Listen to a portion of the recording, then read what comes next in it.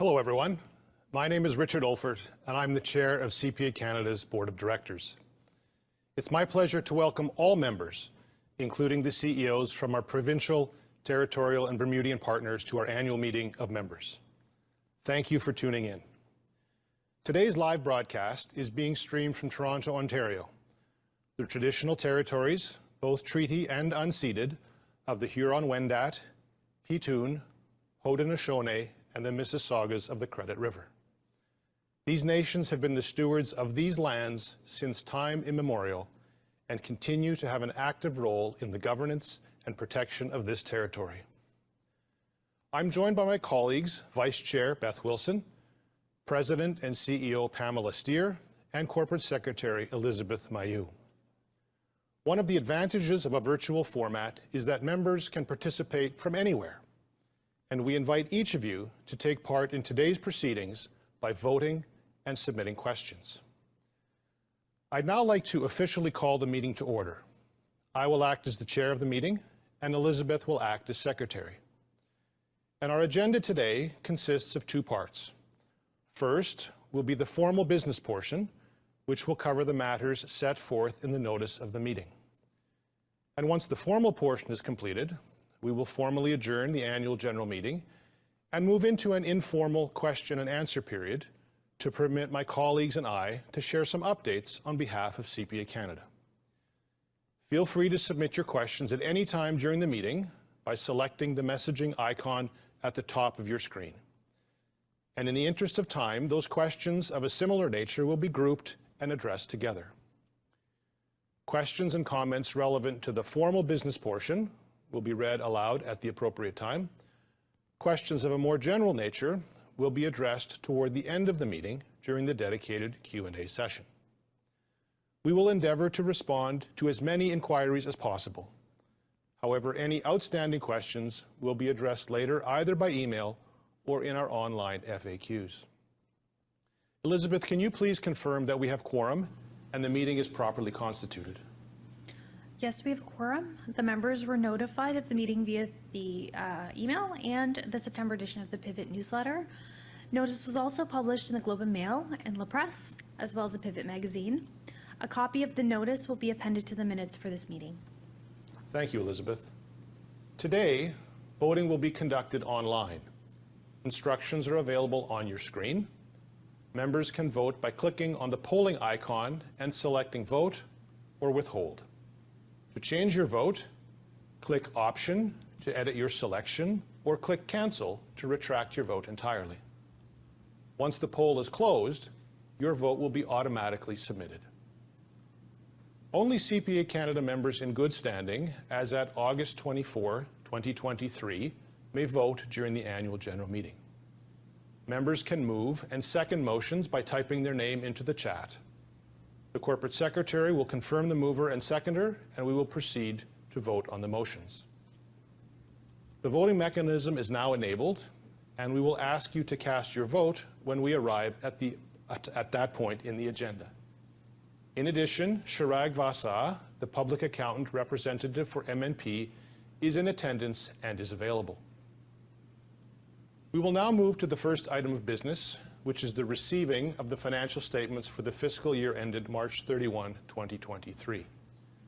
Together with an independent audit opinion, the financial statements were made available on CPA Canada's website at the time of publishing the notice.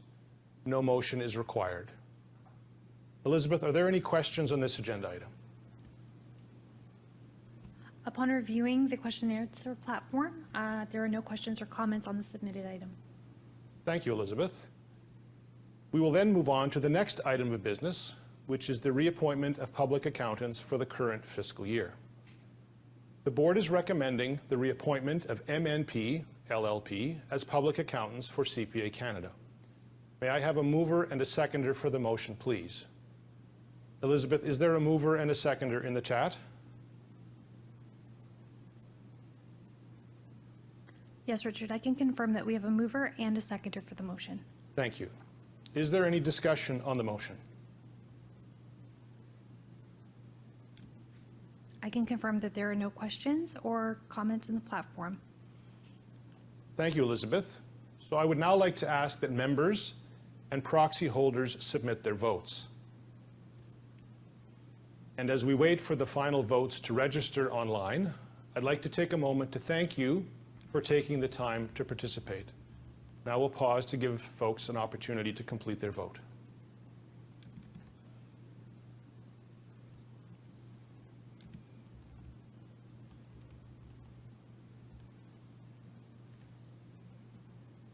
Seeing no other business coming before the meeting, I will now declare the polls closed.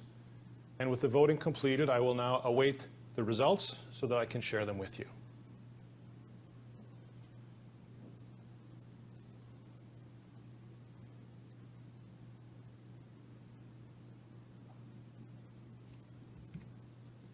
Based on the votes cast in advance by proxy and online today, I'm pleased to announce that the reappointment of MNP LLP as public accountants of the corporation is approved.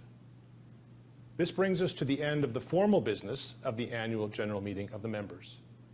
And before we move into the informal remarks from CPA Canada and the question and answer period, if there are no objections, I will look for a mover and a seconder for a motion to adjourn the formal part of the meeting. Upon reviewing the platform, I can confirm that there is a mover and a seconder for the motion, and there are no noted objections in the chat at this time. Thank you, Elizabeth. We will consider the motion carried and proceed into the second half of today's agenda. This part of our forum is a fitting time to reflect on CPA Canada's priorities and activities over the past year, and to reflect on the great work done to support the profession. Over the 4 years that I've had the privilege of serving on CPA Canada's board of directors, I've been granted a very unique vantage point, one that has allowed me to witness firsthand the many ways this organization truly makes a difference for Canadian CPAs. CPA Canada is a positive force for our profession, both nationally and internationally. By coming together, Canadian CPAs have achieved so much. We must remain united so we can continue to do so into the future. CPA Canada's impact can be seen in several distinct roles.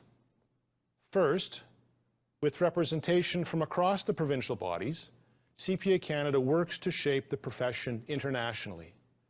We elevate our profession's reputation and influence by cultivating strong relationships with global accounting bodies like the International Federation of Accountants and the Global Accounting Alliance.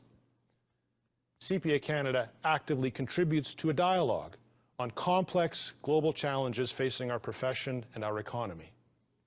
Over the past year, we've continued leading a coalition of Canadian champions to bring one of 2 International Sustainability Standards Board head offices to Montreal, and our research has been influential in the development of sustainability standards. Second, here at home, CPA Canada serves as an ambassador to Canadian institutions to advise, influence, and to make an impact. Some examples include appearances before Senate committees and pre-budget consultations. Other outreach efforts include aligning domestic policies with international regulations, particularly when it comes to strengthening Canada's anti-money laundering regime. CPA Canada and its dedicated volunteer committees also engage proactively with federal bodies, such as the Department of Finance and the Canada Revenue Agency, to ensure that our profession's expertise is heard for influencing tax policy and administration. Furthermore, CPA Canada is a sought-after research partner on current and emerging issues.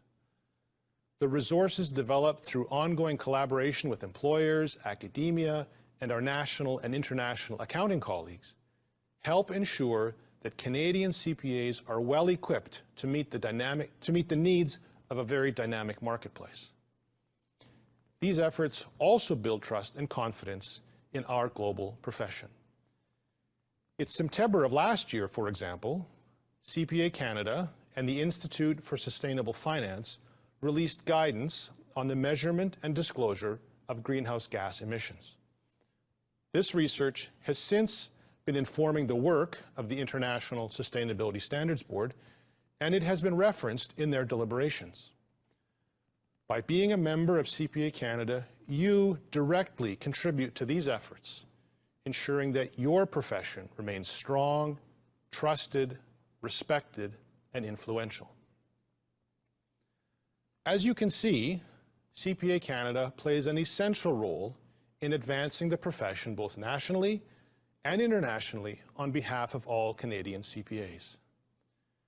Yet, amidst our successes, there have also been hurdles. The announcement that 2 provincial bodies are withdrawing from the Collaboration Accord and from CPA Canada will have a significant impact on all CPAs moving forward. And let's not pretend otherwise. Over several years, there have been many discussions about the governance of the profession and how best to respect the complementary roles of the regional and national bodies. It has been 10 years since unification, and I think everyone would agree that just as the business world continues to evolve, so too should the ways that we work together. At the same time, however, the principles that created our united profession still ring true. Collaboration promotes innovation and efficiencies. And these 2 factors have certainly been of primary focus for the CPA Canada Board. And tremendous progress has been made, particularly over the past year, to transform CPA Canada's culture and approach through organizational and structural changes. We know there is more to do, and I have no doubt that by working as a collaborative profession, we can create bold solutions to the complex challenges that the profession faces. And we can prepare the next generation of dynamic leaders to lead the way through those challenges. And we must do this together with all the PTBs.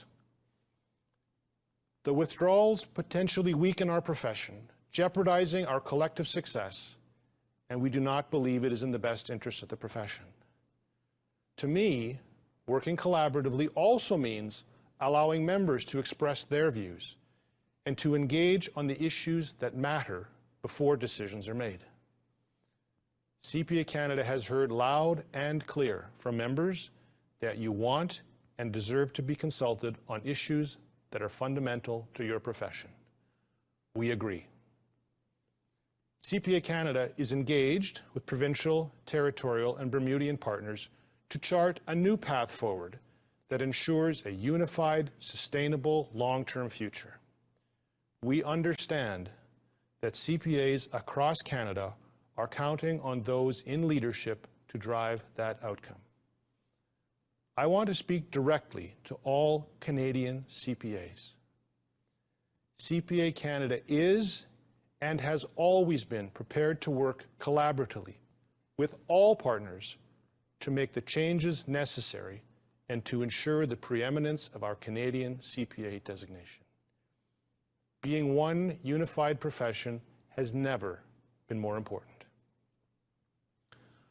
On a personal note, it has been an absolute honor to serve as chair alongside so many dedicated and talented people. This includes the entire CPA Canada team. Thank you for your efforts, your support, and your dedication to our profession. I would also like to acknowledge my fellow board colleagues and our provincial, territorial, and Bermudian counterparts for building a profession that is respected globally.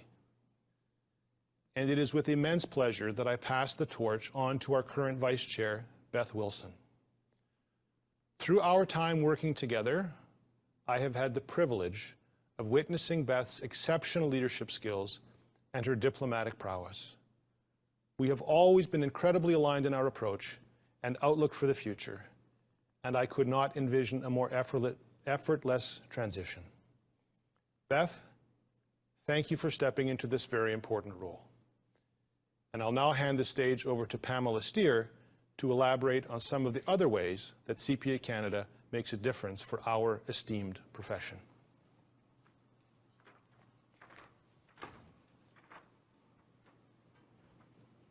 Good morning, everyone, and thank you, Richard. You've painted a great picture of the remarkable dedication and impact of this organization.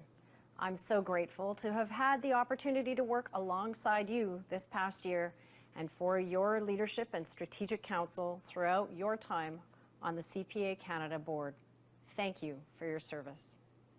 I'm very proud of the ongoing contributions that Canadian CPAs make in every sector of our economy. It's because of these individuals that our profession continues to earn recognition, credibility, and respect in Canada and internationally. CPA Canada, avec ses partenaires des provinces, des territoires et des with its villes, provinces in territories in Bermuda, are determined to address new challenges that professional accountants face. We want to help everyone define future roles and open up fields that are possible so that we can be stronger again in our economy. Organizations need to deal with a reality that is more and more complex. Society asks us to act on various fronts, such as sustainability and technological progress. These challenges are ethical and strategic, and it reminds us that a profession never happens in and of itself. Capital markets and foster public and investor confidence, CPA Canada plays a critical role behind the scenes to enhance the profession's influence and relevance. Although you might not always be aware of the important and influential work that CPA Canada does, rest assured that as an organization created for and by CPAs, our commitment to transparency and accountability is unwavering. We've taken steps in the last year to further enhance transparency and improve information provided to you as well as our PTB partners. You deserve to know how your dollars are spent and the value you get for your $400 annual membership. As you can see, about 1/3 of your fees go towards standard setting, and rightly so. That amount goes hand in hand with the next biggest slice of the pie, thought leadership and professional development. This area contributes to the creation of the guidance, templates, and interpretation of the standards, as well as both applied and academic research that Richard just referenced. In addition to the operating budget that comes from your membership dues, CPA Canada also has a restricted investment fund to meet anticipated future strategic initiatives of the organization. In the past year, that fund, representing $48 of investment per member, included $19 to support the creation of new standard setting boards, the CSSB, and the foundation of the ISSB office in Montreal, $26 to further enhance our technology and cybersecurity infrastructure, and $3 for strategy, startup, and other operational expenditures. As you probably noted, a large portion of our expenditures go toward the accounting, audit, and assurance standards that help form the bedrock for confidence and trust in our profession. CPA Canada plays an important stewardship role in support of an independent standard-setting structure. We're committed to delivering funding and the provision of services and staff to support the work of Canada's independent standard-setting boards and councils, including the initial operations of the newly formed Canadian Sustainability Standards Board. CPA Canada works with these standard-setting boards to help develop and shape standards in Canada and internationally. We offer guidance and support to members so they can actively apply those new standards in every aspect of business. And of course, we maintain and publish the CPA Canada Handbook, a responsibility that ensures Canadian organizations and governments receive new and updated domestic and international standards in English and en français. This work and the fees that support it are fundamental to our profession and to the economy at large. We've also been working with Canada's oversight councils to assess recommendations from the Independent Review Committee on Standard Setting. These recommendations highlight the need to ensure that the benefits of the existing framework between CPA Canada and the standard setting groups are preserved while achieving an even higher level of independence. To accomplish this, the committee suggests creating a separate legal entity with a diversified funding model that includes CPA Canada and other sources of funding. Let me reiterate that CPA Canada's levels of funding and valued shared resources are expected to continue at their current levels. We look forward to further decisions expected this fall that will help define the evolution of our stewardship role for standard setting in Canada. Together with our CPA partners, we are future-proofing members and our profession so CPAs can continue to thrive and forge new opportunities that help power Canada's economy. Grâce à nos activités dans les domaines du leadership intellectuel, de la formation, Thanks to our activities for information and leadership, we stimulate thought, and we want CPAs to contribute further and further to the economy and to play leadership roles in business, in the country, and beyond our borders. CPAs don't just play traditional roles anymore. They create new ways of doing things, and they show us new paths through new sectors in the economy. Our profession is flexible. Members have tons of talent, and the spirit of our business is not done stimulating economic growth. What a great example for candidates in our profession. We adapt without dropping fundamental values, our fundamental values being integrity, rigor, and responsibility. I continue to be inspired by the thousands of volunteers who give back to their communities. Over 7,000 of you who help Indigenous communities, newcomers, and people in Canada from all walks of life to build financial resilience through the CPA Financial Literacy Program. Thank you all. Across the profession, our collective efforts to elevate Canadian CPAs' leadership in national and global affairs have never been more important. Our collective dedication to advancing the interests, impact, and influence of CPAs in service of the broader public interest must remain a guiding principle. At CPA Canada, we recognize that leadership in this rapidly changing business landscape includes the responsibility to adapt, something that we can best accomplish together. We share the goals of our fellow CPA partners to advance our governance framework, enhancing transparency and accountability so that the CPA profession can continue to prosper and attract new members.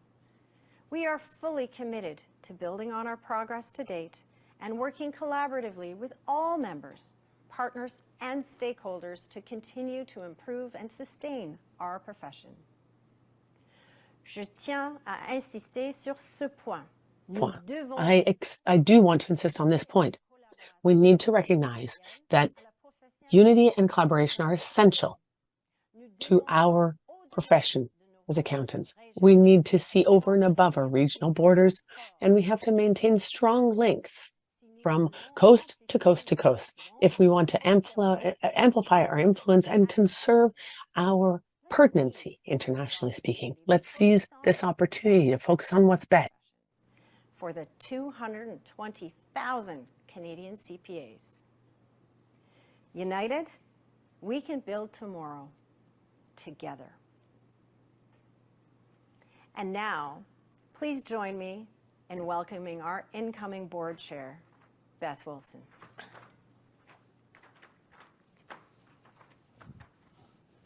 Thank you, Pamela. It's an honor to step into this role, and I look forward to collaborating with you and the entire CPA Canada team in the coming years.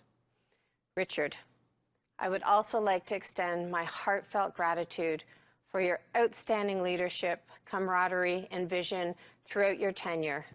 I have some pretty large shoes to fill, but I'm eager to give back to the profession that has enabled me to take on fulfilling and purpose-driven work throughout my career.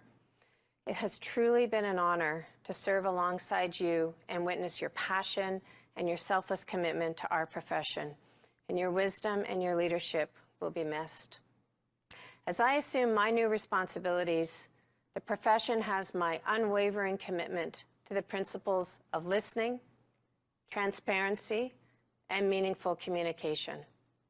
In our rapidly changing world, these approaches will be instrumental for bridging gaps and fostering a climate of innovation and strategic decision-making. Alongside our CPA partners, we can overcome challenges and drive positive change, ensuring a vibrant and resilient future for our profession. Our collective wisdom and our diverse perspectives are a testament to the strength of our profession.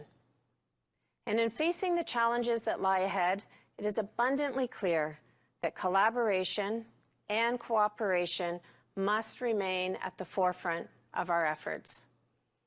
I've always been an ardent believer that with disruption comes opportunity. And while I see several imminent challenges that must be addressed by the CPA profession, I have every confidence that together we can lead the way through. One of these pressing challenges is the exponential pace of change facing CPAs in today's digital and data-driven world. Fueled by technological advancements, shifting consumer priorities, and a global interconnectedness, traditional business models have undergone radical transformation.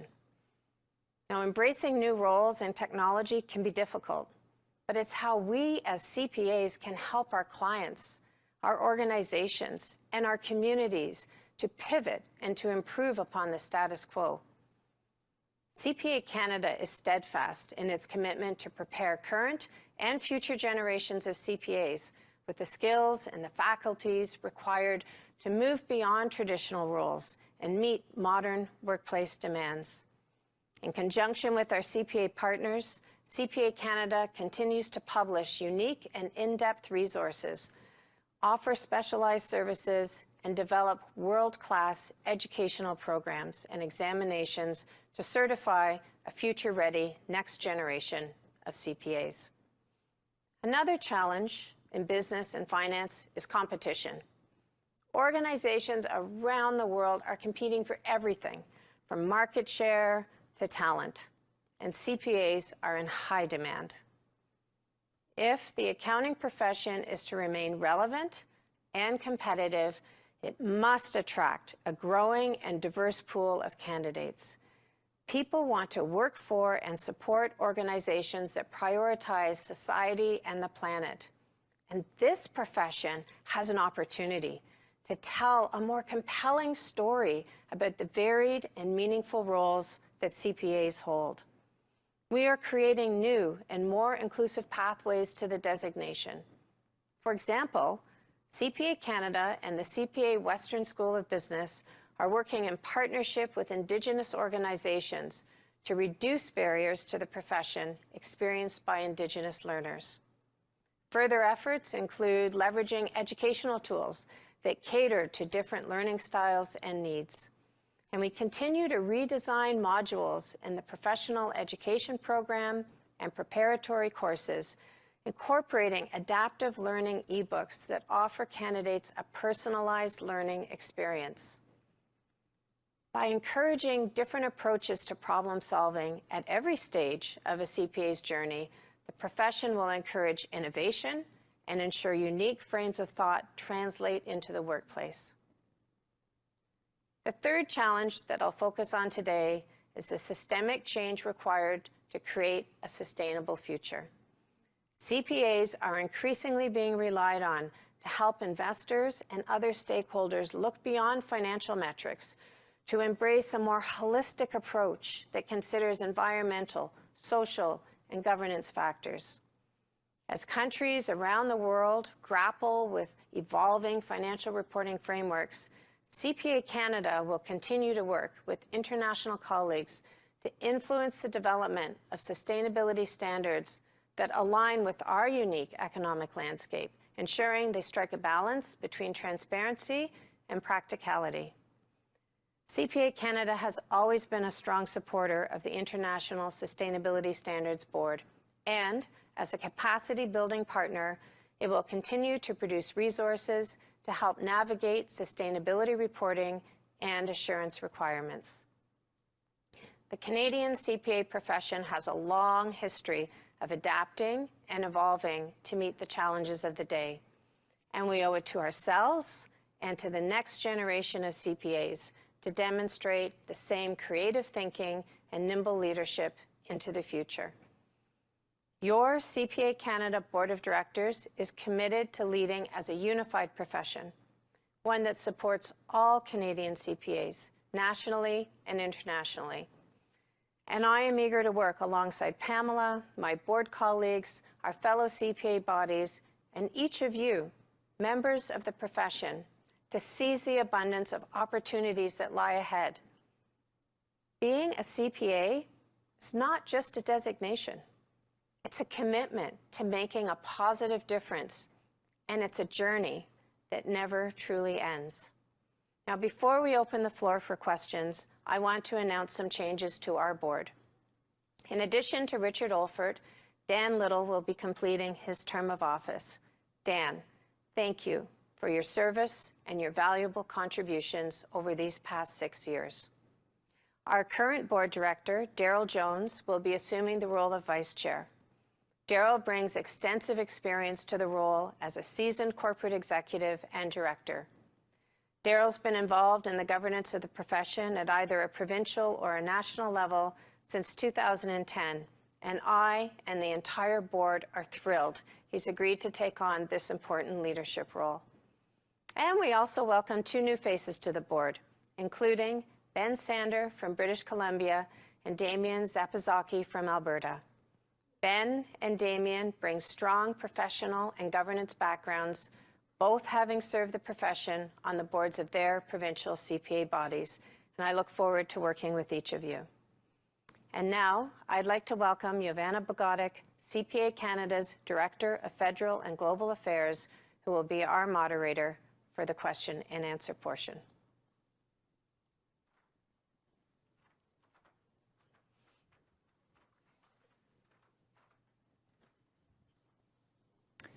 Good morning, Beth, Pamela, Richard. It is a pleasure to be here today and to moderate this Q&A session. To our members, welcome to the Q&A portion of our meeting. We look forward to an engaging discussion. I would like to remind you that if you have a question, to please insert it into the chat window. We know you have lots of questions, and we will look to get to as many as possible today. Bonjour, je suis ravie d'être ici aujourd'hui. À nos membres, bienvenue à la période de questions. I'm happy to be here today and welcome to the question period. Let me remind you that you can write down your question in the chat box. We know that you have several questions and we'll attempt to answer as many as possible today. At this time, we do have a question that has come in, so we will begin. From John Babiak.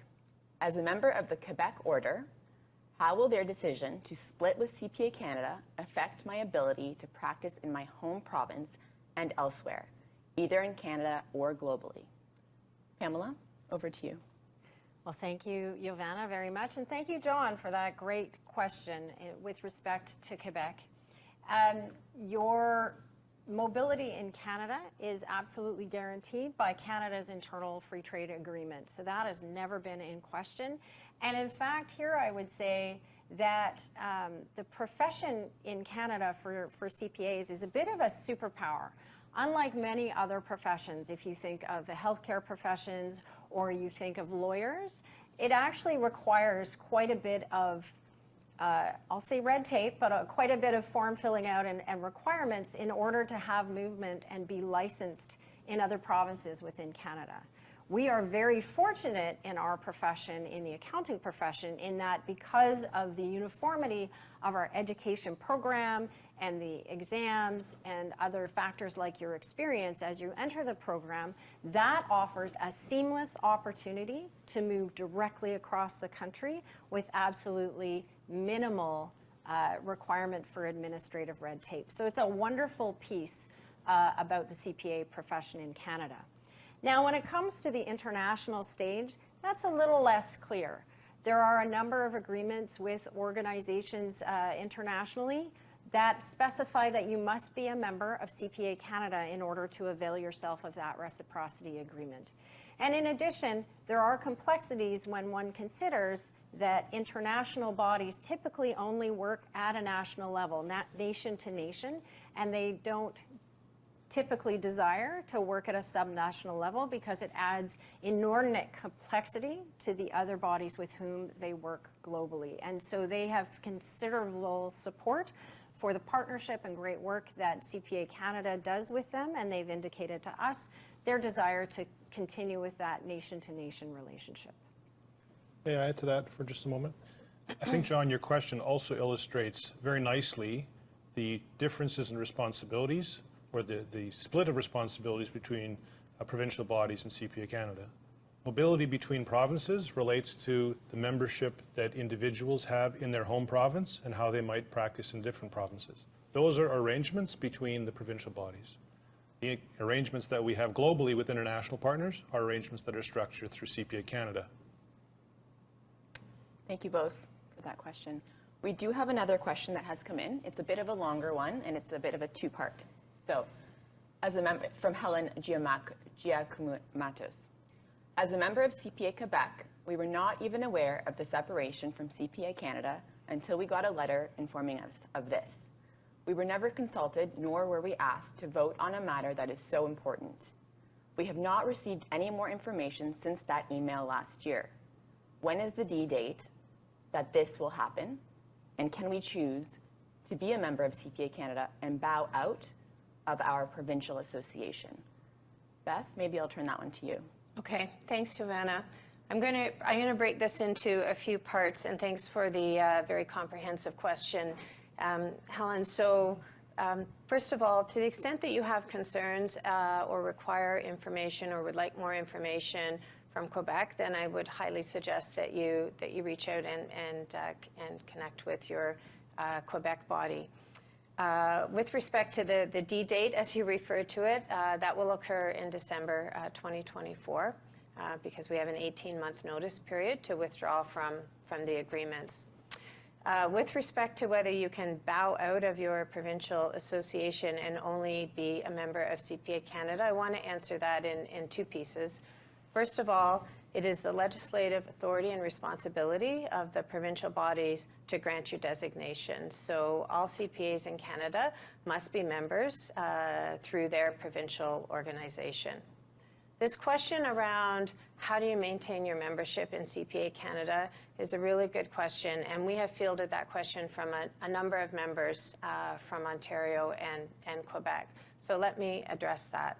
First of all, we have heard loud and clear from many of you how much you value your membership in CPA Canada, and we understand that. I'm a CPA in Ontario, and I want my membership in CPA Canada to continue into the future. Today, your membership in CPA Canada and the payment of your CPA Canada dues exists because you're a member in good standing with your provincial body, and your provincial body is an organizational member in CPA Canada. As a result of choosing to withdraw from CPA Canada, CPA Ontario and Quebec will no longer be organizational members, and therefore they have taken away your ability to be a member in CPA Canada under our current structure. We know this is upsetting and concerning to many of our members, and that's why we would really like to find a way through this issue. It is one of many complex and interconnected issues that we have to work through as a result of the withdrawals. Thank you, Beth, for that very comprehensive answer. We have another question that's come up from Thomas Trainer. CPA Ontario, at their AGM and in an updated FAQ, cited issues including 2019 CFE technology failures, financial transparency, and the inability to audit education programs, and registering a trademark. Presumably, these are some of the most serious issues. What is the current standing of these? What other major issues are they presenting? So I think maybe it's a combined answer. Perhaps, Richard, we'll start with you. So let me begin with a couple of comments on the 2019 CFE, since I think I'm the only one of the three of us who was part of CPA Canada at the time. And then perhaps you can talk about financial transparency and IP, and I'll come back at the end. So on the 2019 CFE, that was a particularly difficult situation, most specifically for those who wrote that exam. There were significant technology failures that really compromised their experience. And job one after that occurred was to make sure that we could evaluate the responses that candidates had provided. So the Board of Evaluators was presented with enormous amount of assistance, special expertise, IT, psychometric, legal, etc. And when it became clear that the Board of Examiners would be able to provide results to candidates, CPA Canada then began to take the findings or the lessons learned from those experts and develop a lessons learned report so that we could learn from the experience. The profession concluded that in addition to that internal work, it would make a lot of sense to have an additional external review to help us analyze the situation and summarize the lessons learned. And there was quite a bit of debate about the scale and the scope of that. There was quite a bit of disagreement about that. And ultimately, CPA Canada, with the support of all of the provinces, except Ontario and Quebec, commissioned a review by the then just retired Auditor General of the province of British Columbia. And that review was completed within several months, allowing those recommendations to be circulated within the profession, and we were able to adjust the procedures for the next September sitting of the CFI to take those recommendations into account. Ontario and Quebec believed that a more expansive review was required. They commissioned an additional review, which was completed some months later, and the results of that have largely been kept to Ontario and Quebec. Thank you, Richard. So with respect to transparency, as we noted at a recent member information session that we held, I outright reject that accusation. And in fact, CPA Canada has never been more transparent financially in its past. In the last year, we have instituted even more transparency with our PTB partners, and we have initiated a quarterly financial report that is distributed to all our PTB partners. In addition to that, you'll note if you look at our financial statements this year versus previous years, we have completely revamped those such that they're much more accessible and understandable and in alignment with the way in which you would perceive services and the activities we undertake that may mean more and make more sense to our members. And with respect to education in particular, we have never had a more extensive program of activities with our PTB partners. And in fact, this year, the budget that is always reviewed and approved by all of the education partners across the system in Canada, as well as with the CCE, so the Council of Chief Executives, all of the CFOs of the different provinces, territories in Bermuda, as well as our CFO at CPA Canada, went through an absolutely extensive and detailed review of those financial informations leading up to the approval by all of the PTB CEOs and CPA Canada of the educational budget.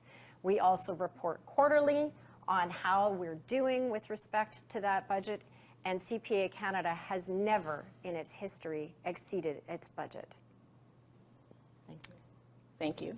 IP? Okay. So in terms of moving forward, we can spend quite a bit of time looking at the events of the past, which we believe have been addressed specifically, and we're focused on finding a way forward for the profession. That is a way that we need to work on together with Ontario and with Quebec and with all of the other 11 members of the Canadian profession. That's what our priority is today. Thank you, Richard. Thank you, Pamela. Very insightful context. I'm sure our members appreciate that information. We have a question coming in from David Ray, a little bit comprehensive as well, so bear with me. As a long-standing CPA Ontario member, I am baffled by the decision by both Ontario and Quebec vis-a-vis membership with CPA Canada. It has taken many members by surprise. It is clear to me that there is domestic and international value in CPA Canada. I personally benefit from it living abroad and see the influence of CPA Canada in international bodies, in think tanks. What can be done to resolve these issues so that we remain a unified profession? We are most definitely stronger together. Can you please shed some light on what the underlying issues are that are prompting the decisions by CPA Ontario and CPA Quebec? So here I'm just going to tease out two of the questions really. It's what can be done and what are the underlying issues? I think we've covered a little bit of the underlying issues, but Perhaps I'll turn it over to Richard on these two. So let me start with a bit more comments about the underlying issues, and then Pamela, you can talk about the other part of the question. The question is what motivated CPA Ontario and Quebec, and I think that's a question best directed to them. We would not presume to speak for them. Our experience in the discussions that were underway is that for quite a number of years, we talked about things that were internal to the profession, about the governance, who makes what decisions, who has what level of influence, where certain decision responsibilities lay. And that conversation was ongoing and open, and it was not yet resolved. In May of this year, in some additional, more detailed conversations, Ontario and Quebec presented additional elements of their view of the future, which in our view would dramatically change the way that individual members and the stakeholders, those that have expectations of our profession, how they would experience the profession and how they would interact. And so our perspective was, as soon as the experience of members and stakeholders is impacted, that is something we need to consult more broadly with. And so we began with a conversation with the other provincial bodies. And so all 14 CPA bodies were together in Calgary in the early part of June. The proposals that Quebec and Ontario had tabled were circulated and discussed, and all of the bodies in the room indicated they were not in agreement with them and would look for a different way forward than the specifics of what had been proposed. Can you repeat the second part of the question, please? Sure. That was long. How do we see a way forward, essentially? Absolutely. I think that for the profession, the way forward, I think we've all been clear, is that we are stronger united together, divided we fall. That's a famous American saying. And I think it certainly holds true. And so we're always willing to have discussions and work towards a way forward. Our colleagues across the country are also working on that way forward. I'm in regular contact and working with our other PTB partners on how we can do that together, recognizing the importance of the provincial mandates and working across the country as well, provincially, as well as how we can see a path forward together. Great. Thank you both. Alors, on vient de recevoir une question de Sylvie Monette. So we just received a question from Sylvie Monette. Of course, Quebec has a different legislative act. How can you assure that CPA Canada can abide by those laws? And do you think that they can offer sufficient services to have the cost pays and fees pays to CPA Canada? Thank you, Sylvie. So first of all, I'd like to highlight that I have very strong roots in Quebec. My ancestors' graves are there, and it's part of myself and my family. So at the bottom of my heart, I am fundamentally, I'm a Francophile. So I have lots of respect and knowledge of the different issues that are in Quebec and our legislative reasons. So it is very important to me to respect all of the issues and the unique condition of Quebec. So we think that we should come to a partnership with Quebec that abides by its laws and issues. And also it is very important to us that we consider that Quebec is unique because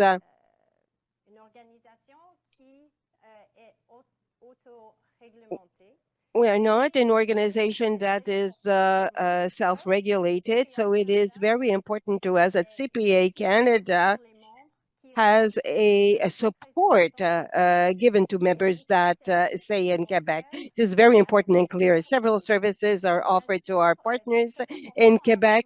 And of course, it is very important to notice that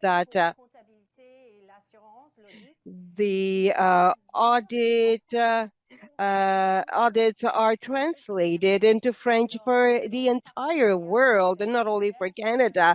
So our partnerships with FIDEF and the Francophonie everywhere around the world is something very important. And we must have a partnership that respects the unique legislation in Quebec. We have an upcoming question now from Robert Plamondon. Do the provinces of Quebec and Ontario appreciate the many members may not renew because of the damage they have done to the profession by recent decisions? What is CPA Canada's strategy for restoring these relationships? I'm going to pass it on to Beth. Yeah. Thanks very much, Ivana. I think on the first part of the question, again, I would encourage you as members, if you have those types of concerns and you're thinking about doing something like discontinuing your membership, and I certainly hope that's not the case, but please express those concerns with CPA Ontario and CPA Quebec. With respect to the second question, which is what can we do as CPA Canada to restore these relationships? First of all, we are really heartened by the comments we have heard from our provincial colleagues that they are committed to finding their way to an agreement. We wholeheartedly echo that. We believe that an agreement is possible, and we are engaging in discussions now with Ontario and Quebec as it relates to the withdrawal and with the our other provincial colleagues with respect to the way forward. Those conversations are really important, but intent to find an agreement doesn't necessarily make an agreement. So collectively, we all have a lot of hard work to do in order to forge some new agreements. What I will say about CPA Canada is that we are committed to constructive conversations that are collaborative and are focused on finding the best outcome for the profession in the public interest, and that when we engage in discussions, it'll be done in a collaborative, consultative, and transparent manner. And we will be listening very carefully to the voices of our provincial CPA colleagues across the country, to the voices of members, and to the voices of our stakeholders who care deeply about the future. Thank you very much, Beth. And it's clearly an opportunity for us to build tomorrow together, as we said earlier. We have an upcoming question now from Leah Ray. CPA Ontario has accused CPA Canada of being a bad partner through 5 years of negotiations and disputes. The characterization from CPA Canada that the withdrawing provinces gave the national body an ultimatum. Can you clarify these discrepancies? Richard? Let me share with you my experience and perspective from CPA Canada's point of view. I've been on CPA Canada's board for the last 4 years, and for the entire duration of that time, the board's strongest mantra has been that CPA Canada wants to be the best, most excellent partner for all of the CPA bodies in the country that it can be. How we do that changes over time, and we've had discussions about that. It has been clear that there are different views about the best way to be an excellent partner. Our intent to be an excellent partner has never wavered, particularly over the last year and a bit after Pamela joined us as CEO. We have redoubled our efforts to understand, to listen, to hear, and to respond to build the kind of profession that we want all 14 CPA bodies together. That has been our focus at the same time that we've been standing up for what we believe is in the public interest. In terms of the second part of the question about being an ultimatum being provided, I'm not sure it makes a lot of sense to get hung up on the individual words. I described the situation earlier at a meeting in Calgary. Our friends in Quebec and Ontario described that to us in written correspondence as a final offer. We were concerned about it. We knew we couldn't decide on that alone. We gathered the views of all of the other PTBs in a conversation involving everyone, all 14 bodies. And the conclusion at the end of that from all of the bodies was that they were unprepared to move ahead with those proposals. Thank you for that, Richard. We have a question from Nancy Nix.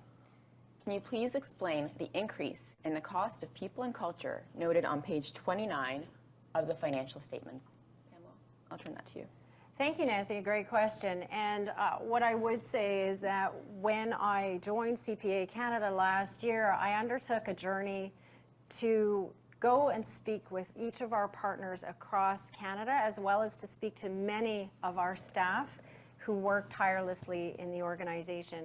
And what I discovered was that while we have a wonderful organization and lots of really dedicated people, there needed to be a real focus on positive change and transformation for the future.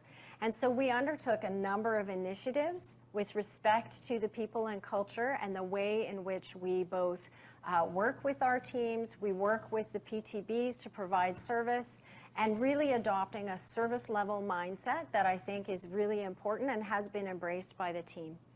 And so making those investments in people and culture were very important to make sure that we have the very best organization possible to help service our stakeholders, you the members, as well as our PTB partners going forward. So thank you very much for that question.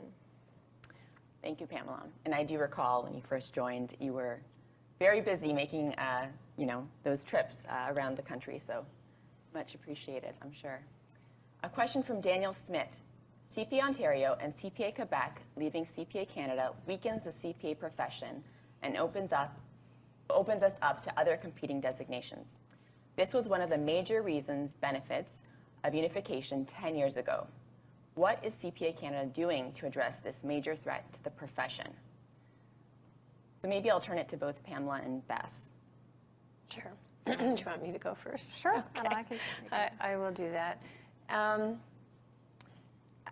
I think the way to address that is to be solution-oriented, and I want to echo one of the themes that all of my colleagues have echoed here today. We believe that together we are stronger, and we have this incredible asset in the CPA profession in Canada, and that is our unified, strong voice, the ability to leverage diversified perspectives from across the country to take that to the national and the global stage with a highly respected brand. That is critical to continue into the future and is really motivating and driving us as we enter into these conversations with Ontario, Quebec, and our provincial colleagues. So the solution I'll come back to that I talked to already, which is really about engaging proactively and positively with a future forward focus in those discussions, looking for an outcome that is the best outcome for the profession and is in the public interest. That will make us stronger together so that we can defend ourselves against any sort of competitive threat that might be coming at us in the future. I think you said that really well, Beth. And I would just add to say that the CPA designation has never been in more demand.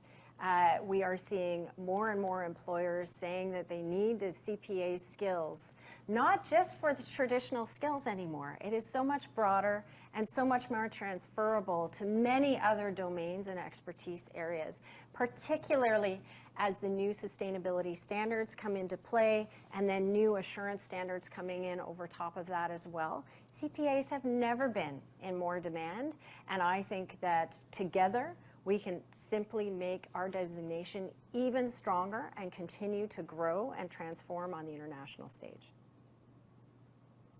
Thank you both. That is a very bright future indeed for this profession. A question from Robert Weens. What is the plan with the C-fee? We do not support eliminating it. Pamela, maybe I'll turn it to you. Yeah, absolutely. Thank you for that question. As you may know, and I'm going to suggest and assume that this is related to the new certification program that is currently underway. And that is being led profession-wide. CPA Canada isn't running that. We are absolutely supporting that with our expertise and our dedicated education pre-certification staff. The C-fee does continue on in the current program. There's no question of that. And we are looking together towards new ways of building the next generation of CPAs. And I think that's what's really important. And to note that no decisions have been made at this point in time as to the final model and what the new CPA program looks like in the future. And I think it's really important to remember and emphasize that not only will the traditional accounting, audit, insurance, and tax fundamentals be absolutely contained in that new program, but we're going to adopt new ways of learning that are better for more people and offer a number of pathways that Beth actually referenced in her speaking remarks earlier. And I would say that the new skills that CPAs will need to be future-proof and ready for that future world, including advanced technologies, artificial and generative artificial intelligence, and of course sustainability and that kind of risk and reward balance, are so important to this new program. And I'm delighted that CPA Canada is such a big part of it. Thank you, Pamela. We have a question from Jean Laporte. The PTBs are asking for greater accountability and transparency from CPA Canada. These are core values for all CPAs. You said that CPA Canada is committed to this. So what specifically is the problem why CPA Canada cannot agree to the provincial demands? Sounds to me like a power struggle where PTBs want more say in decisions and CPA Canada wants to retain control. Am I right? Richard, maybe I'll turn this one to you. So the use of the term power struggle to describe the situation actually suggests that someone's going to win a battle to have more power or less power. And that's not at all the way we look at this situation. There is a commitment within the Canadian profession to work in a collaborative way. And we either all win together or we all lose together. And so our focus has been on winning together. And that means abiding by the agreements that we have amongst all of the 14 PTB bodies. The 13 PTBs and CPA Canada. On the topic of transparency specifically, there are agreements in terms of when and how which information should be shared, and we have abided by all of those agreements and extended beyond them. And so we continue to be open to sharing the appropriate information with PTBs as they request. If I might just add on to that for a moment as well, I referred to it earlier, but I would say categorically that CPA Canada has never been more transparent with its partners, and we continue to improve that transparency and indeed request feedback and input and dialogue with our partners to discuss what kinds of information are important to them. I referenced earlier the fact that starting last year, we now provide quarterly financial reports to all the PTBs. We've realigned our financial statements for the members to make them more accessible and understandable. And the level and the depth and the granularity with which all of the provinces, territories, Bermuda, and CPA Canada work together on the educational budget in particular is quite profound. And that budget is passed by all of the PTBs and CPA Canada in concert, collaboration, working together. And that's a very important process that I think led to some really great results in the last year. So I think those things with respect to transparency are very important. Thank you very, very much, both of you. We do have a question from Richard Talbot that's just come in. Could you please provide insights into the stance of international accounting bodies regarding the proposed changes and their relationship with the Canadian profession? Pamela, maybe I'll turn this one to you. Thank you, Richard, for that question. You know, I referenced earlier our important relationships, as did Richard and Beth in their remarks, with respect to how we work and how well respected Canada is internationally. And in fact, in my year and a bit at CPA Canada, I'm often asked, you know, what has been the most surprising to you, Pamela, in taking on the role of CEO? And what I would say to you is that the respect, the reputation, and the degree of influence that CPA Canada has internationally is way beyond what our economic power would indicate it should be.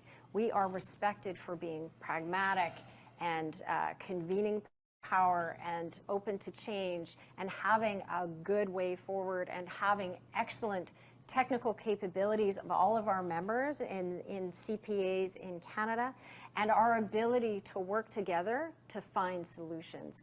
And that's the hallmark of CPAs in Canada that I think is so important for us.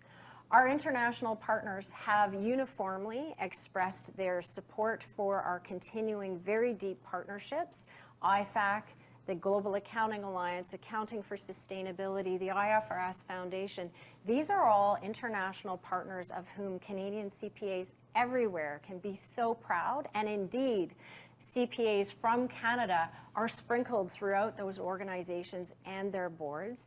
They have expressed continued support for CPA Canada in particular, while also noting that as international bodies, They really deal at a national level and really don't have the resources, capability, or the desire to work at a subnational or a regional level. So thank you, Richard, for that. Thank you, Pamela. We have a question from Alan Willis. Is it possible that the withdrawal decision of CPA Ontario can be reversed, since both CPA Canada and CPA Ontario now have new chairs of their respective governing bodies? Both members of CPA Ontario. Right. Beth. Thanks, Savannah. And Alan, thanks for that question. I am a glass half full kind of person. You will learn that about me as I take on my chair role. And I really welcome the opportunity to work together with Tony Podari, the new chair in CPA Ontario. I can't speak for the future and what the outcomes might be, other than to say I think everybody is really committed as they enter into upcoming discussions about the impact of withdrawals and the possibility of new agreements going into the future. I would certainly encourage you as a member of CPA Ontario to engage with CPA Ontario and share your views, shares those with Tony and his fellow board members as well, and to engage with CPA Canada and let us know your views as well, or any member of our board for that matter. So again, I just say that we're very focused on working together collaboratively and trying to find solutions for the issues that we have in front of us, and I look forward to working with Tony on that. Thank you, Beth. A question from Lisa Dorian. With the withdrawal of CPA Ontario and CPA Quebec, how will that impact the gross revenues of the organization? And also, how will that impact the dues of the remaining members? Pamela, maybe I'll turn that one to you. Fantastic, and thank you for your question, Lisa. Of course, we are still evaluating what that means and what that will look like. CPA Ontario and Quebec, I applaud because they have continually expressed their desire to continue supporting and funding standard setting in Canada, which, as you know, I've just described earlier in my remarks, comprises about a third, maybe a bit more, of our dues in total. So that's a very important amount. We are still evaluating, of course, what that means and what other options might be at our disposal. I certainly haven't talked or thought about an increase or a change to remaining provincial dues, and certainly would not do that without some pretty significant discussions with my PTB partners. They're a very important part of that, and you know, I especially in today's environment of inflation and cost, we absolutely would want to work with them, and that actually hasn't been part of any discussion at all. We will look to work and continue to work, and we will figure out new relationships that make sense with Ontario and Quebec and their continued support of standard setting, as well as working with the rest of our PTB partners on ensuring that we continue to provide high quality standards, guidance and support that surround those standards, as well as our significant and highly influential thought leadership and the other services that we provide to both the PTB group as well as members and stakeholders at large. Thank you, Pamela. We have a question from Kevin Holder. It's a comprehensive question, so I'm going to, it's basically a two-part question. Since the members have essentially been left out of the withdrawal discussion between CPA Canada, Ontario, and Quebec, and really don't know the true underlying reasons, only the position statements of each respective body, with no clear path forward for unification, have the parties considered a neutral external arbitrator to truly understand the issues and provide a reasonable solution that will work for all party members so we don't dismantle our profession, with a true and transparent communication back to the members, and possibly consider a member vote on this due to its significance to us all. So maybe, Richard, I'll start with you, and then maybe Beth, I'll go over to you on the second piece. In the earliest stages of that 5-year period that's been referred to many times, there was a third party engaged to work with the all of the CPA bodies to work through the review of governance at that time. That did not result in a successful conclusion, and so for a period of time there has been some skittishness about involving a third party, perhaps thinking we're best off to deal with our own issues ourselves. More recently, we have tabled the idea again of having a third party involved. That's been met with some openness, and some continue to remain skittish. It's an opportunity and an idea that we continue to remain open to, and I think as the process drives forward, that will remain one of the options that can be considered. I think, Yovanna, the second part of that question was around a member vote on these issues. So again, I'll go back to the way our profession is governed and the legislative authority of the provincial bodies. So a member vote with respect to a decision to withdraw from the Collaboration Accord or withdraw from CPA Canada is really something that would have to happen at a provincial level. So again, I would say to you as members of those two provincial bodies to please carry those comments forward to those provincial bodies. What I do want to come back to, though, as CPA Canada is our commitment to engage in a very consultative manner in these discussions, and that will include listening to the views of members, listening to the views of other stakeholders, and listening to the views of our provincial counterparts across the country. Thank you, Beth. And Richard. A question from Susan Manos. Can you be more specific about what Ontario and Quebec are requesting as the way forward that the other provinces are opposed to? So Richard, I know you touched on this a little earlier. So I'll be a bit more specific, and I'll reference the same information that we used at our member information session. Ontario and Quebec suggested they were looking for three significant things. The first was that the legislative authority of provinces be acknowledged and recognized and upheld. We agree with that completely. They sought increased accountability and transparency from CPA Canada, a concept which we absolutely agree with, and there were discussions about what exactly that would look like.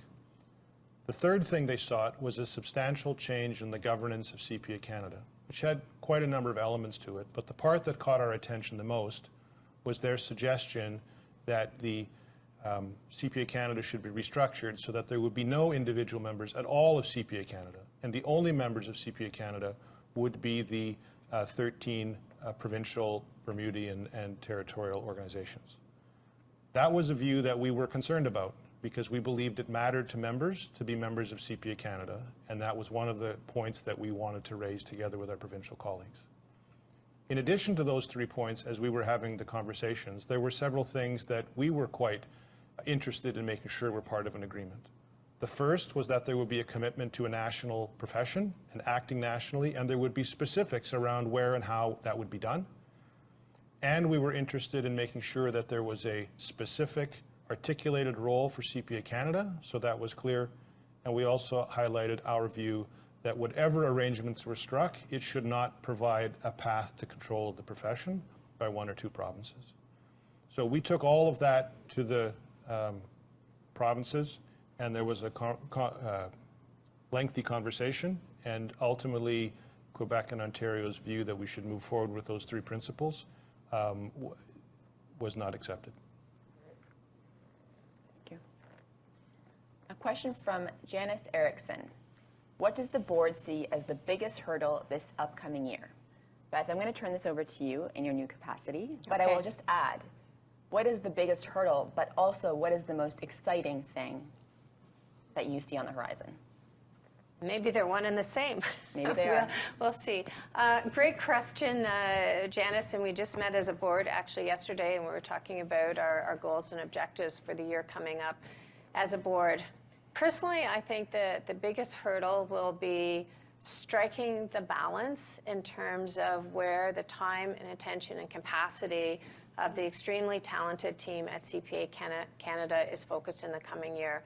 So if you think about continuing to drive on all the important strategic elements that are critical to the profession, whether that is supporting standard setting and the changes underway there, influencing on the global stage, the really important research and national thought leadership, the projects that are underway in the field of education, and the list goes on.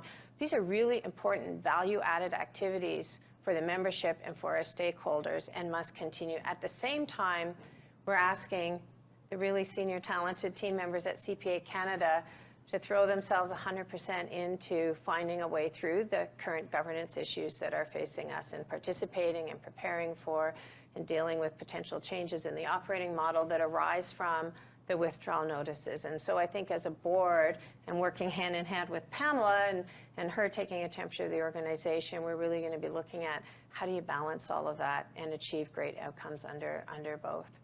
The most exciting thing, Giovanna, as I said in my comment, disruption creates some great opportunities for us. And Pamela, under her leadership, already had some great work underway in terms of transforming CPA Canada, really focusing the organization on the areas of most value to our stakeholders and to our members. And in a way, the disruption that's happened around governance has led us to ask an awful lot of questions about ourselves and who we are, what do members really value in terms of what CPA Canada brings to the table. So there's also this incredible opportunity to sharpen our focus in that regard and double down in the areas where we add a lot of value and to engage in, I think, more conversations with stakeholders and members in our provincial bodies than we've maybe ever had since unification about the role and the value of CPA Canada in the ecosystem. And I think that is ripe with opportunity. Thank you very much. That's a fantastic future ahead for sure. A question from Liang Ma. As a member who wrote the 2019 CFE in the West, many writers had the same question. CPA Canada knew in months advance how many writers would be logging in at the same time to use the exam software. Why did it still happen? Richard, I know you were on the board in 2019, and of course, technology is as it is, so Sure. maybe I'll turn it over to you for a response. First of all, the question is really testing my memory, I know. but I think it comes down to two topics. The first was that there was a challenge with Wi-Fi in some writing centers, which made a very significant challenge. And the second was that the 2019 CFE really represented at that time, the most prolific use of technology in the administration and writing and marking of the exam. And so one can know a lot about the circumstances that need to be handled, but as technology continues to be adjusted and modified in advance of the day in response to the requests for updates that come from all the parties that are involved, the technology didn't keep pace with the demands that you're right, we knew were there. I will say that a ton of effort went into making sure that those challenges would not reoccur, and we were pleased that the most recent September sitting of the CFE was essentially without incident. Thank you for going back in the history books on that one. A question from Jen Armstrong. Is there anything we can do as CPA Ontario members to object to this withdrawal and force CPA Ontario to listen to us? In the latest CPA Ontario session held, they made it seem there would be no impact to our designation. I feel that if our ability to work internationally could be potentially impacted by the withdrawal, the members deserve a vote. So I'm going to maybe split this one up, perhaps between Pamela and Beth. Sure. Go ahead. Sure. I'll start and just say that, as Beth just noted, I think it is such an important time for the profession. And you'll note at unification, there were 2 or 3 years of consultation leading up to actually a non-binding vote. And that wasn't required at the time, but the leaders at that time felt it was very, very important. Again, I think we would say to you that you should be talking to the board chair, others on the board, your public members on your board that are representatives. If you have concerns with respect to CPA Ontario and how they are dealing with this issue, I know that we remain absolutely committed to talking to members. I have had, since the withdrawal notices came in, I have certainly had hundreds of conversations, emails, exchanges from every channel that you could think of. And I welcome that opportunity to learn how we can better serve you as a united profession. And I encourage you to engage with your bodies if you have concerns and questions, because as we've all agreed and certainly stated a number of times in this conversation, the profession and your designation are provincially regulated, and you need to really work with your provincial bodies. If you have concerns to express, we are happy to hear them. We want to know how we can do better as a profession together. And I think that's really important in terms of how we move forward together as well. Communication is key. Beth? I have nothing to add to that answer, so we're completely aligned there, Pamela. Back Great. to you, Yuvana. Fantastic. Brian Neish has a question. CPA Ontario has raised an issue about a trademark that CPA Canada attempted to register, in which CPA Ontario had issues with.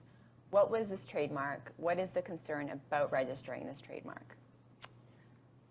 Richard, maybe over to you. Did you have anything you want to say, or should I give it a shot? I would simply say, and then ask you to add on, that first of all, we completely respect the legislative requirements of the provincial bodies, and we would never trample on that. Clearly, that issue predated me, so I'm a little fuzzy as to details. I'm not sure where you are of it, Richard, and I would just ask you if you had anything further to add, but I think that respect is really, really important. So, Brian, the specifics of that question, I'd actually need to understand better which IP issue or which trademark issue is being referred to. I think, generally speaking, there has been discussions about where trademarks and certain rights should rest, with many holding the view that as a steward of the profession, CPA Canada can and should hold those on behalf of the profession for the benefit of the profession.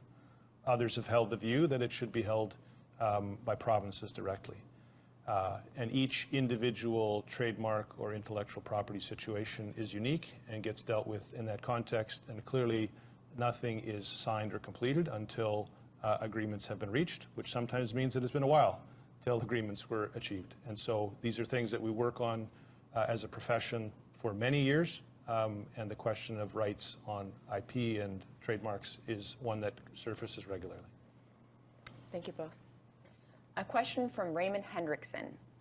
Much has been said this morning about the transparency of CPA Canada, in particular referencing the June meeting of the provincial bodies. What then were the specific issues that were rejected by the matters tabled by Ontario and Quebec, and what were the reasons for the rejection? Richard. So again, I would not want to speak for the other provinces in terms of their participation. Some of that discussion was held amongst provinces amongst themselves, and so I'm not actually sure what some of the provinces said to one another. I do know at the conclusion of it, there was not an agreement.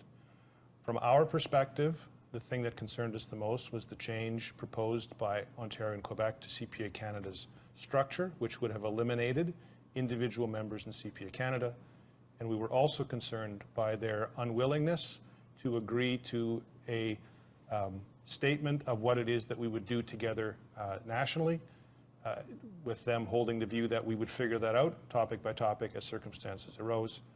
And we also held the view that CPA Canada's role should be articulated, another question that they were unprepared to address at the time. Thank you. A question from Bridget Weber. Will overall annual CPA dues go down if CPA Ontario and Quebec separate from CPA Canada? Beth, maybe I'll turn that one to you. Sure. Bridget, thanks for asking that question. I think at this point in time, we're not really in a position to comment on what will happen to the dues, and particularly if in total they will go down. There's a lot of discussion that needs to happen in terms of future arrangements and funding models and agreements. And so at this point in time, I'm certainly not in a position sitting here at CPA Canada, when you think about your fees having two elements, CPA Canada element and the provincial element, to comment on what may happen in the future to the total fee bucket. If I might add to that, one of the observations I made at our member information session, which a number of members have said was helpful for them, was that when one contemplates what the world might look like after the withdrawal notices are processed, there's a tendency to go straight to the questions that matter to an individual. My international rights, my my provincial membership, the dues, etc. And that tendency to zoom in is pretty natural, pretty logical. I would urge everyone to sort of zoom out just a little bit, because the withdrawal notices effectively put an end to some of the agreements that exist and create challenges with how others would operate in the absence of Ontario and Quebec being members. And so the zoom out view is that those discussions have to take place about how those agreements are adjusted, amended, replaced, altered, so that there's an understanding of the way forward. And so All of the questions are important. All of them will need to be answered in the fullness of time, and all of them will flow from that essential work to figure out what's the structure, the framework for the way forward, and that's the work that Beth and Pamela will lead from CPA Canada's point of view with all of our colleagues across the country. Great. Thank you, Richard. A question from Richard Monk. Is a mediator or facilitator being used to assist with the discussions between CPA Canada, Ontario, and Quebec? So Richard, I know you made mention of a previous discussion around that before, and I guess I'll turn it to Beth for current/future state. Sure. So, well, thank you, Richard. The question is a current state question, obviously, and currently there's not a mediator or facilitator being used for the discussions between CPA Canada, Ontario, and Quebec. Our respective legal counsels are involved in those discussions. I can't really speak to the future except to say, as Richard did, we continue to be open to the idea of a mediator being used to help find our way to agreement, not just really with Ontario and Quebec, but collectively across the country, and we think that could be a very positive force. A question from Mark Jess. I may have missed this, but is there a strategic plan budget estimating CPA Canada financials for 2024 onwards, with and without CPA Ontario and Quebec involvement? Will CPA Canada consider relocating if CPA Ontario and Quebec withdraw? So two-part question. Pamela, I'll start with you. Yeah, thanks very much for that, Mark. I think it's really important to note that this is 3 months old news. And there are many discussions, I think, as Richard and Beth just really amplified, that was very helpful. There are so many unknowns at the moment that certainly planning for the future is a little fluid, as one might expect. We are currently working toward our budget that is running until March of 2024, at which time we will embark on a new budget. Obviously, there will need to be some flexibility and resiliency as we go forward and figure out how we are going to work together. And at this time, as Beth just so well articulated, we don't know what that looks like. And so we are looking and making assumptions and scenario planning, but we aren't there yet. And we look forward to moving forward together and creating those scenarios when they are available. As to relocating, I think that is a discussion that is far in the future for us. And in terms of, I think the important thing to remember is that CPA Canada is and will remain a nationally focused body. And so the importance to me, and certainly some of my predecessors coming into this role, is that we remain national. We have CPA Canada's dedicated staff from coast to coast. And I think that is actually a really important reflection of the national body that we are, is to reflect our members wherever we find them. And so I look forward to that even amplifying more. I think to put a more fine point on it, we are currently located in Ottawa, in Montreal, in Toronto, and in Burnaby. I don't see that really changing in the future, but you never know as things progress how we will work together. And it's important to note that Canada's important capital markets and our banks and many of the large firms have their headquarters in Toronto or in Ontario. And so I don't see that changing. And those relationships are very important to a national body. And so I think what's really important is that we continue to be a unified national voice representing our members who are right across this great country and representing regional as well as national views, because those are what make up the great fabric that is the CPA profession in Canada. Thank you, Pamela. A question that we've received from Deborah Law. As a member retiring from full-time work next year, what are some of the opportunities for retired members to contribute to the profession? Richard, I think this is a very timely question for you, so I will turn it to you. There are plenty of opportunities to volunteer in support of the profession. There's three kind of different types that come to mind. One is there are many volunteers across this country who are involved at the governance level in the profession. And so they are involved in committees or on the councils of the provincial bodies or at CPA Canada. So that notion of being involved in the leadership of the profession in some way, shape, or form is one of them. A second is there are many offerings that the profession has, some coordinated through CPA Canada, many more coordinated through provincial bodies, where CPAs are part of the profession's programs to assist in the community. One of the outstanding examples that I'm most familiar with is the Canadian Financial Literacy Program, which CPA Canada leads in conjunction with our provincial counterparts. There's more than 7,000 volunteers, CPAs across the country, who help increase the level of financial literacy and understanding across this country.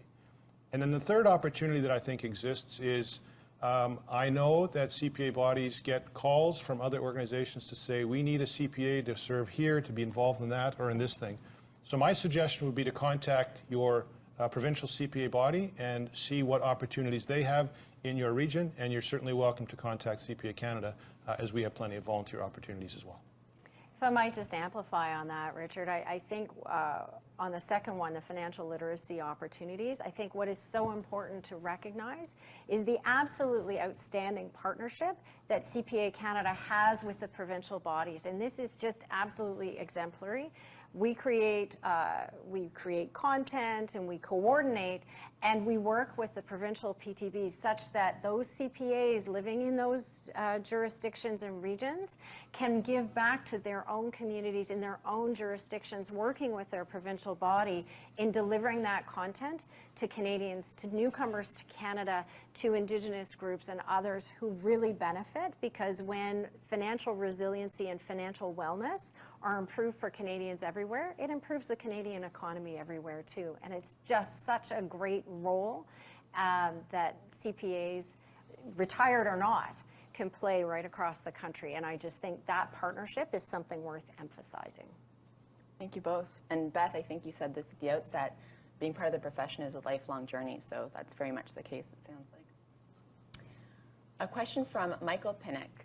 Michael Pinnock. As a percentage of total CPA members in CPA Canada, what is Ontario and Quebec? That's a great question, Michael, and the answer is pretty simple. It's 60%. But I think what is more important to recognize is that the outpouring that we've heard from members right across the country in the importance of being united together. And as well, I'm going to underline again that I'm very heartened to hear that Ontario and Quebec have a strong desire, as I thought they would, to continue to support and financially fund standard setting in Canada, which, as you know, reaches over a third of what we have now in terms of the fees that you pay to CPA Canada to support the organization and the great work that we do. So I think that's really important to recognize in the numbers. Great. Thank you, Pamela. At this juncture, I would like to mention that we have 30 minutes remaining. If members have questions, please feel free to submit them, and we will do our best to address them before we adjourn. À ce stade, je voudrais mentionner que dans 30 minutes qui restent, for the 30 minutes that are left, if you have questions, do not hesitate to submit those questions, and we'll try to answer to those of them. Tenenbaum. Thank you to CPA Canada for your work and efforts. As an Ontario member, I am embarrassed by CPA Ontario's recent decision. There was no vote or consultation. The issues were well detailed in an excellent recent article by Kevin Dancy in the Globe and Mail, which views I share. What can Ontario members do to correct this and keep things as is? Thank you. Thanks very much, Brian, for your words of strong support. We really appreciate that. I'll just echo the comments that I've made earlier in the Q&A and encourage you to engage with the Ontario body, to engage with the board members, the board chair, or others to continue to express your views as a member. Thank you, Beth. A question from Sunil Shah. With the separation of Ontario, would it be wise to have a membership in another province in order to have the ability to practice globally? I'm going to take that one. Thank you, Sunil. I have heard that question from other members. I'd like to note that in addition to Beth being a proud member of CPA Ontario, I am also a member of CPA Ontario. It is important that you are registered in the province in which you practice.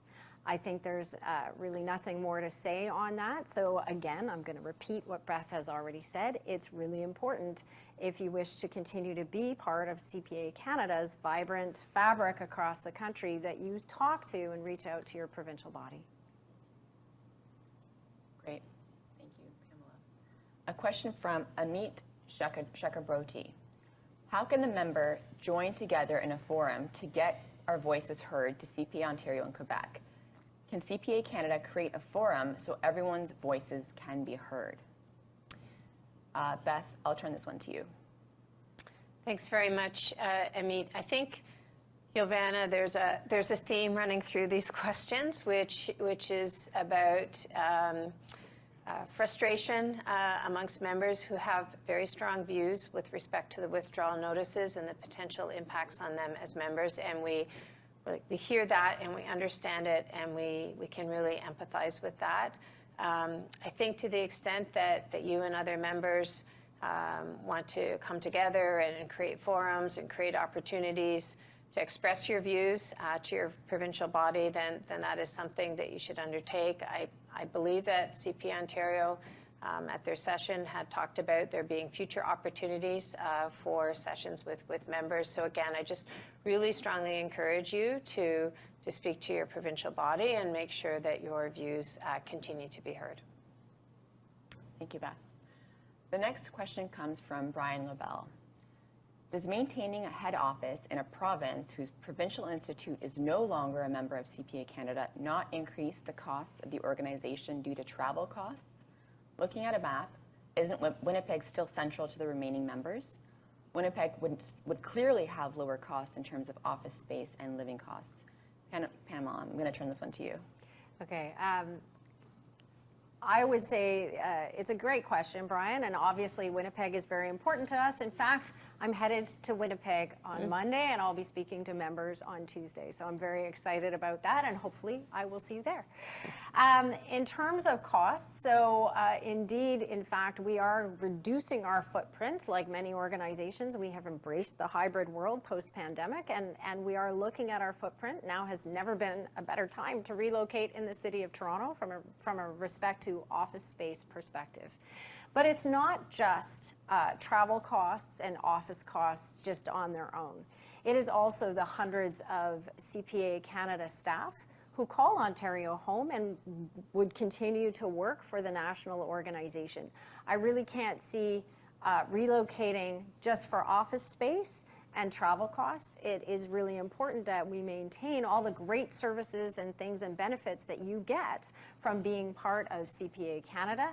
And that includes the great team that we have located right here, as well as the many influential stakeholders that find themselves headquartered in Toronto or in Ontario in the province. So while I absolutely respect your question, it's a very valid one, and I think Winnipeg and Manitoba are very important to the fabric of Canada. Looking forward to being there next week.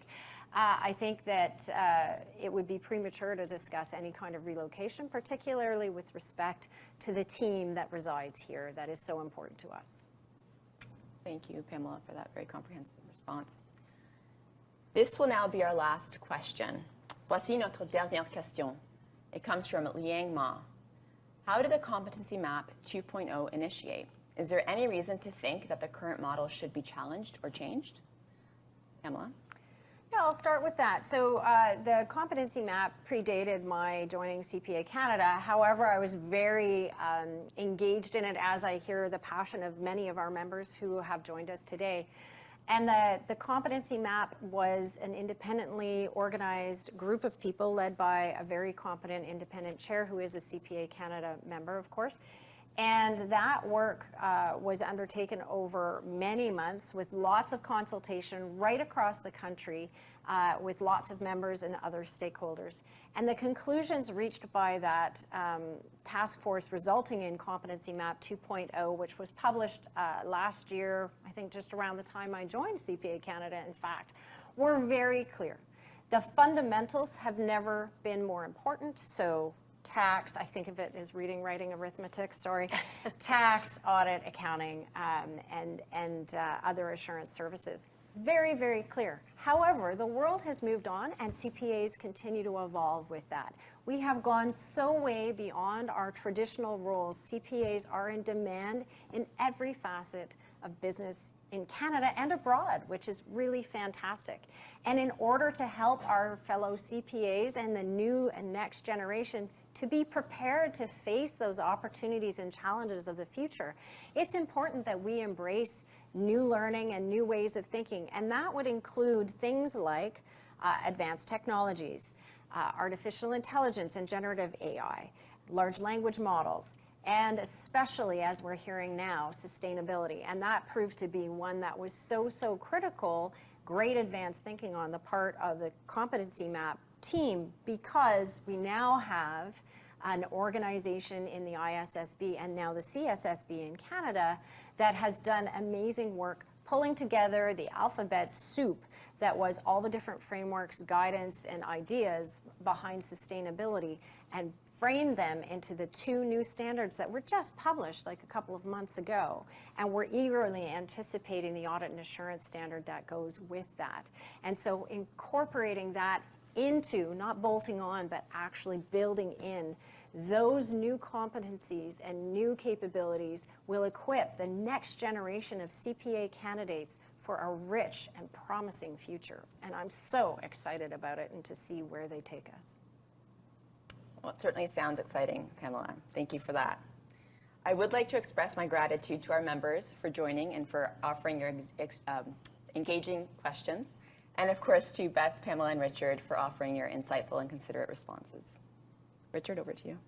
Thanks, Ivana, for moderating, and thank you for the participants for your thoughtful participation in our session today. We will be updating our FAQs for the questions that have been asked today.